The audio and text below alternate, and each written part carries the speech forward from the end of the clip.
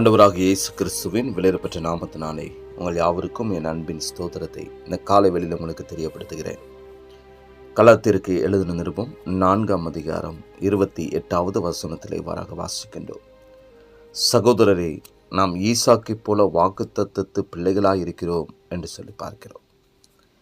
கிறிஸ்துவுக்குள் அன்பான தேவனுடைய பிள்ளைகளே, நம்முடைய வீடுகளில் 2 பிள்ளைகள் காணப்படுகிறது என்று சொன்னால்,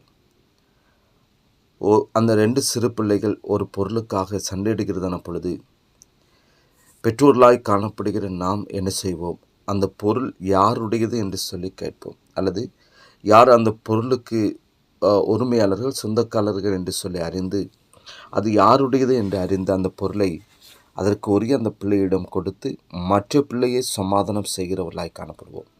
காரணம், அந்த பிள்ளையினுடைய பொருள் அந்த பிள்ளைக்கு உரியது என்பதை நாம் நன்றாக அறிந்திருக்கிறோம்.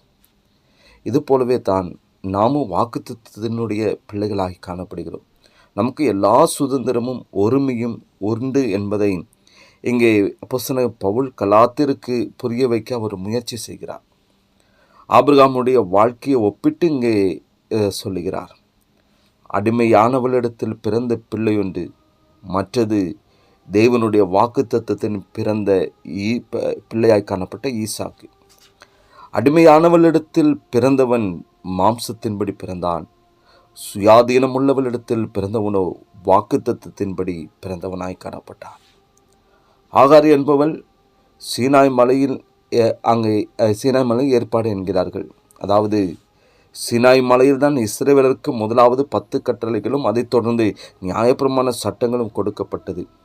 அடிமை பெண்ணாக அவள் இருந்த பொழுது நியாயப்பிரமாண சட்டங்களும் மனிதர்களை அடிமைகளாக்கி வைத்திருந்தது.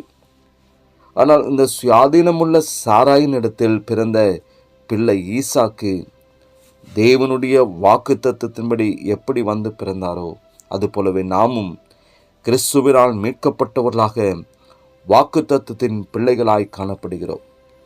ஆகாரின் மகன் இஸ்மவேலுக்கும் சாராயின் மகன் ஈசாக்குக்கும் பலவிதமான பிரச்சனைகள் காணப்பட்டன. மாம்சத்தின்படி பிறந்தவனுக்கும் ஆவியின்படி பிறந்தவனுக்கும் பிரச்சனைகள் உண்டாயிற்று. மாம்சத்தின்படி பிறந்தவன் ஆவியின்படி பிறந்தவனுடைய சுதந்திரவாளியாக இருக்க முடியாது. எனவே கிறிஸ்துவுக்குள் அன்பான தேவனுடைய பிள்ளைகளை, மாம்சத்தின்படி பிறந்தவனை புறம்பே தள்ளினது போல மாம்சத்தின் கிரியைகளை வாக்குத்தத்தத்தின் பிள்ளைகளாய் காணப்படுகிற நாம் புறம்பே தள்ள வேண்டியவர்களாய் காணப்படுகிறோம்.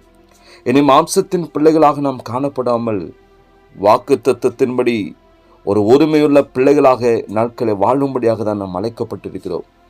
வாக்குத்தத்தத்தினுடைய பிள்ளைகளாகி நாம் அவருக்கு வாக்குக்கு உட்பட்டவர்களாய், அவருக்கு பிரியமானவர்களாக ஒவ்வொரு நாட்களும் வாழும்படியாக நம்மை நாமே இந்த காலை பொழுதில் முழுமையாக தெய்வ சமூகத்தில் நாம் அர்ப்பணிப்போம்.